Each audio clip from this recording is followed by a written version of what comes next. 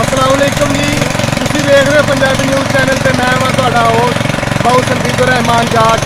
इस टाइम मैं मौजूद हाँ ननकाना शाहकोट रोड के उत्ते पंचैक वाली नहर के मुकाम से, जिथे लोग जिहड़े ने साफ पानी जिहड़ा पीण वाला जिहड़ा वा वो इत्थे भर रहे ने ते असीं उन्हां कोल जानन की कोशिश करांगे कि ये पानी किहड़े-किहड़े पिंड दे विच सप्लाई हुंदा वा ते भी पुछांगे कि आया कि उन्हां दे पिंडां दा पानी जिहड़ा वा वो खराब है, जिसकी वजह तो इन्होंने इतने पानी भरने वास्ते आना पैंदा वा।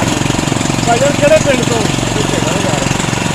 भेड़ा दे अच्छा जी। भाईजान ये दसो कि चिड़ी भेड़ा या पंचक ये जिन्ने नाल पिंड ने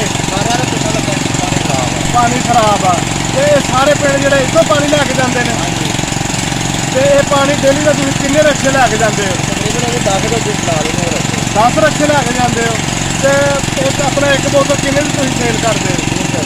20 रुपए की। अच्छा जी। बहुत खराब है। अच्छा खराब है पानी, मतलब कि उसकी वजह बीमारियां जिहड़ियां ने वो फैल रही ने। ये जिन्ने भी नेड़े नेड़े पिंड ने सारे पिंडां दा मतलब पानी जिहड़ा पीण दे काबिल नहीं है। बाऊ संदीप रहमान जाट नूं इजाजत दो।